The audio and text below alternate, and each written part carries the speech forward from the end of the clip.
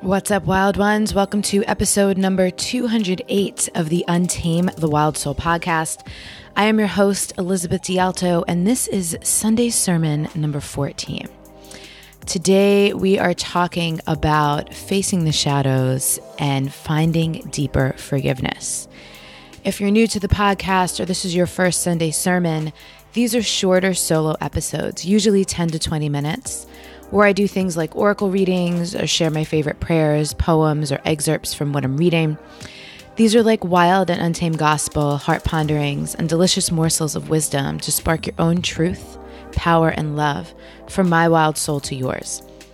In these episodes, I explore creative and inspiring ideas, thoughts, and ruminations for you to be nourished and fed by going into your week. As a person who was raised with religion, another inspiration to create these sermons was to provide a Sunday ritual that's more aligned with my current and ever-evolving spirituality and worldviews. That said, all belief systems are welcome here on the show. My truth, ponderings, and curiosities are simply that, my own.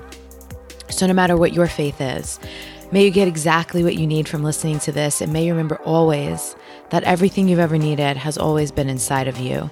You are made from love, you are love, and you are loved.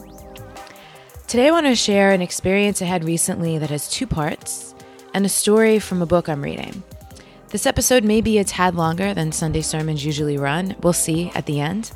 The two parts of my personal story have to do with facing my own shadow and finding deeper forgiveness for a situation I was really thinking I had forgiven thoroughly, because I'd been working on forgiving it for more than an entire year already. Yet I discovered there was still more to forgive, as often happens. And the story from the book is about unconditional forgiveness. So I'll begin with my experience. A friend recently asked me what's the most transformative experience I've ever had, like changed my life forever. And she was meaning some kind of healing experience, working with a teacher, some kind of retreat or a workshop. And I sat and I thought about it for a while. I've done a lot of healing and transformation work over the last decade, and as I searched my history for the most transformative thing, what I landed on wasn't a workshop, it wasn't a retreat, or any particular studies with a certain teacher, but the experience of healing from being in a 3-year relationship with a narcissistic person, where I was navigating emotional abuse and gaslighting constantly without knowing that's what it was, all while sticking around for it because I wasn't aware of how my own codependency was at play. After that relationship ended, all of this came to light, and I went on the most intensive healing journey of my life. I sometimes describe it as getting an accelerated PhD in all of those things: narcissism, emotional abuse, gaslighting, and codependency. It was a very useful and very painful education, and I wouldn't trade her for anything, so that was my answer. Her asking me that and sparking that self-reflection was divinely timed because I had just experienced a breathwork session where something came up that surprised me. I resisted it for a few minutes, my conscious mind wanting to turn it into something else, but my wild soul knew what it was and that it was time to face it. And so I had to be honest that what I was feeling was very true and very real hatred. I don't even like saying the word. The breathwork session lasted 30 minutes, and I cried for about 25 of them, letting the hatred go, the kind of cry often referred to as an ugly cry, both nostrils stuffed, mouth breathing, drooling, snot everywhere. And mixed up with the hatred was also grief and anger. And the timing of all this was miraculous for a few reasons. And in my experience, this is how life tends to work. She flexes the muscles of her mysteries by lining things up so that if we're paying attention, we can connect the dots and get the divine lessons, which are always there to help us heal, no matter how unpleasant they are. Choosing this perspective has helped me to engage with my stuff when it comes up with the curiosity of, why is this happening right now? And how does this serve me? Instead of how I used to engage with my stuff by saying, what's wrong with me?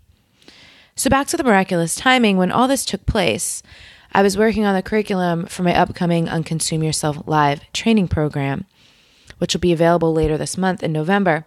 And it's designed to help women essentially detox their whole lives from what doesn't serve them, including toxic emotions and relationships. So of course, here I was facing the emotions, still polluting my own system from the most intense relationship I'd ever had. As well, the week prior to this breathwork session, the man I'd been in that relationship with was in my dreams 3 nights in a row leading up to the full moon. Now, I do a lot of work with my dreams, so I know that for me, when specific people from my life come into my dreams, something's being worked out. However, because the dream realm is so complex, I don't do a whole bunch of analysis to make arbitrary meaning of things that could be interpreted 1,000 different ways. What I do is journal it out, and I ask questions and pay attention for any obvious answers that may arise. So I hadn't made any clear conclusions about what was coming up in my dreams, aside from knowing that I was facing another layer of letting go, of facing what remained in my system to be worked out from that relationship. And I want to take a quick pause here to say that this is how I work with my dreams and how I experience my dreams. I can't promise that this is how your dream time works. So please don't take what I just said, that when someone specific in my life is in my dreams, something is being worked out, as like the way dreams work. That may or may not be true for you. One way to know if you're interested in finding out is to journal out your dreams and observe what comes up when you do. So back to my ex and my dreams, I woke up on the 3rd morning, which was the day of the last full moon, and Mystic Mama, whose astral insights are some of my favorites, you can check her out at mysticmama.com. That's Mama with 2 M's. We'll also put a link in the show notes. Particularly around new moons and full moons, I love to check out her insights. And she had posted her write-up on Instagram, which was a summary of the much longer write-up. But here's what it said. It said, Grandmother Moon rises to her fullness in Taurus, bringing in a time of illumination and releasing into the now. She reminds us to ground into who we are and to remember how important our presence is in the continuum of our lives as we savor the moments that flow by at ever-increasing speeds. Our ancestors from beyond the veil root for us to remember, to wake up to our lives and the gifts that we each have and hold. Kathy Pagano shares, with Samhain falling on this Taurus-Scorpio full moon, we have a chance to bring through the veils a part of our soul that can help us on the next stage of our journey. Taurus's energy builds a container for Scorpio's emotional depths, enabling us to really look what's in there. Ceres, the ancient mother goddess, squares in this full moon. Let her help us honor those places in us that mourn for what never was or what can no longer be, and then move on to the wisdom that comes from letting go of those feelings so we can get on with life. It was that last sentence that really struck me. Let me read it to you again. Let her help us honor those places in us that mourn for what never was or what can no longer be, and then move on to the wisdom that comes from letting go of those feelings so we can get on with life. Some of my deepest pain from that relationship has been the grief and anger that I'll never know what was real and what wasn't. I'll never know if anything he ever did for me or how he showed up for me during the times when he was being amazing were out of genuine love or for entirely self-centered reasons, which tends to be the case with narcissistic people. And this leaves me with some choices. I can blame him and make him wrong and hold on to righteous anger forever that he was this way with me, or I can continue to forgive him for as long and as much as I need to make full peace with it. Obviously, I'm choosing the second path, which I thought I already had forgiven quite thoroughly, as I mentioned earlier, and apparently I had a bit more to go. So this brings us back to my yoga mat, wrapped in blankets, drooling and snotting all over myself while crying the hatred, anger, and grief out of my system that was up to be released. And what was wild about that was the simultaneous joy I could feel while letting all of this go, knowing that I was cleansing my body of the toxicity of these emotions and also purifying my heart to make space for real love. At my Untame Yourself Weekend Intensives, one full day is dedicated to anger and release work. Something I've said many times is that I should take before and after pictures because by the end of the day, the women are glowing, having released so much junk. And after that breathwork session, a friend who I hadn't seen in a month or so was looking at me, kind of staring at me, and she said, "You look so beautiful. Something about your face has changed." To which I responded that made sense. I had just cried off my old face, and I expressed my appreciation for her witnessing me in that way, the same way I'd had the privilege of witnessing so many women in my own spaces before. So that's part one of the story, meeting and facing the hatred I didn't know existed within me. Part two is about deep forgiveness. I went to bed that night after the breathwork session feeling bone tired. When I woke up, it was still dark out. I wasn't sure of the time and I didn't check. I laid there and I breathed for a few minutes. Then I reached for my Kindle and opened up to Andrew Harvey's book, Hope, on Sacred Activism. The chapter I was up to was, of course, about forgiveness. I've said it before and I'll say it again. You really can't make this stuff up. Now, I'm not going to read you the whole chapter, just the story that struck me and actually inspired this whole Sunday sermon. It's taken from the reports of the Truth and Reconciliation Commission in South Africa, a body established after the abolition of apartheid to bring its violence to light and give both victims and perpetrators a chance to be heard. The commission brought an elderly black woman face to face with the white man, Mr. Vanderbroek, who had confessed to the savage torture and murder of her son and husband a few years earlier. The old woman had been made to witness her husband's death. The last words her husband spoke were, "Father, forgive them." One of the members of the commission turned to her and asked, "How do you believe justice should be done to this man who's inflicted such suffering on you and so brutally destroyed your family?" The old woman replied, "I want three things. I want first to be taken to the place where my husband's body was burned so that I can gather up the dust and give his remains a decent burial." She stopped, collected herself, and then went on. "My husband and son were my only family. I want, secondly, therefore, for Mr. Vanderbroek to become my son. I would like for him to come twice a month to the ghetto and spend a day with me so that I can pour out to him whatever love I still have remaining with me. And finally, I want a third thing. I would like Mr. Vanderbroek to know that I offer him my forgiveness because Jesus Christ died to forgive. This was also the wish of my husband. And so I would kindly ask someone to come to my side and lead me across the courtroom so that I could take Mr. Vanderbroek in my arms, embrace him, and let him know that he is truly forgiven." The assistants came to help the old black woman across the room. Mr. Vanderbroek, overwhelmed by what he just heard, fainted. And as he did, those in the courtroom, friends, family, neighbors, all victims of decades of oppression and injustice, began to sing Amazing Grace. The first time I read this sacred story in Towards a Spirituality for Global Justice by Elaine Prevalette, one detail leapt out and felled me with its truth. Mr. Vanderbroek, overwhelmed by what he had just heard, fainted. Nothing in his brutal and degraded past could have prepared Mr. Vanderbroek for what the black woman gave him in return. Not fury, not a call for his execution, but unconditional forgiveness and a reclaiming of him into the human family and into her own family. And the sacred power flowing through her because of her humility and faith did not merely move Mr. Vanderbroek, it fell on him like invisible lightning from a dimension of pure love he might never have begun to suspect existed. In that moment, two extraordinary journeys, both terrible in different ways, intersected in an explosion of grace.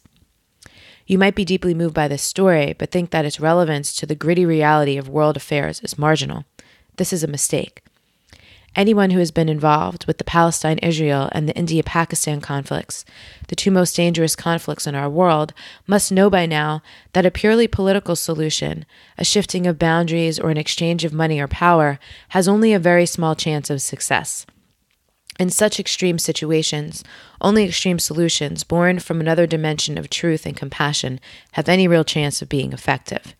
There will be no end to the potential horror in the Middle East and in the India-Pakistan conflict in Kashmir until a great many people on both sides have made the amazing and humbling journey to unconditional forgiveness, not from a position of weakness or defeat, but from a mysterious inner experience of the nature of God as an all-embracing mercy. While dauntingly difficult, such a journey is by no means impossible. Countless numbers of anonymous and so-called ordinary beings have made it through history and are making it now in Rwanda, Darfur, Cambodia, and the Congo, even amid storms of terror. The embrace of unconditional forgiveness is essential to the success of all the major activist adventures in our world.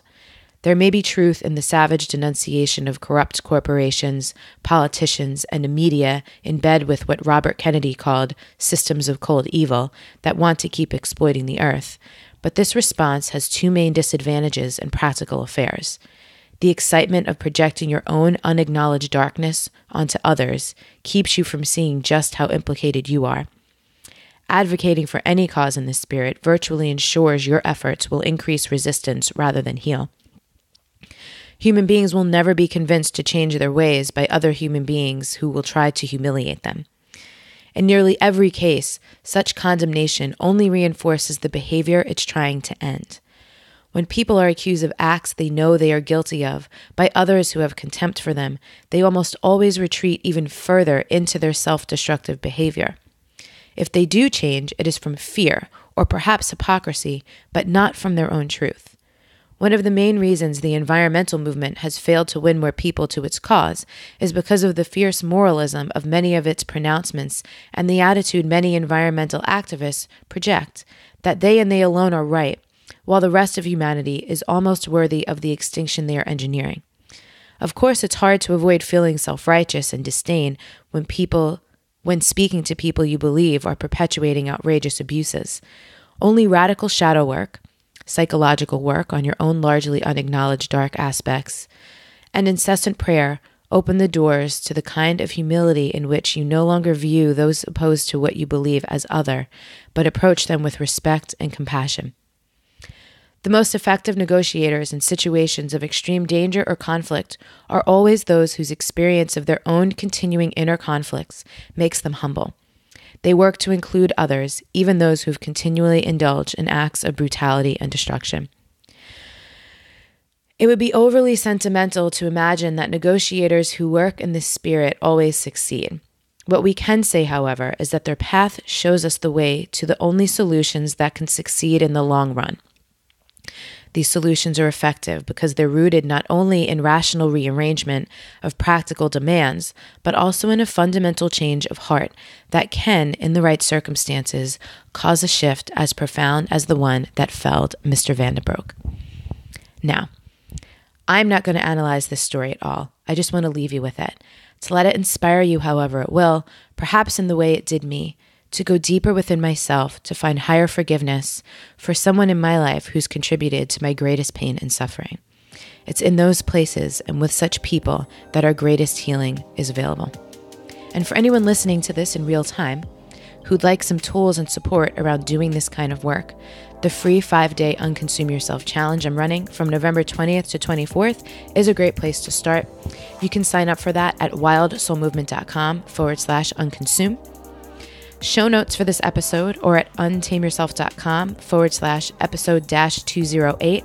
As always, any links to anything I mentioned in here. So I know I mentioned Andrew Harvey's book and I think one or two other things. You can find the links over on that show notes page.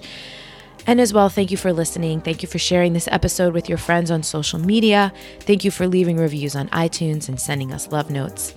It's a beautiful and messy time to be alive, and we're not meant to make this journey solo.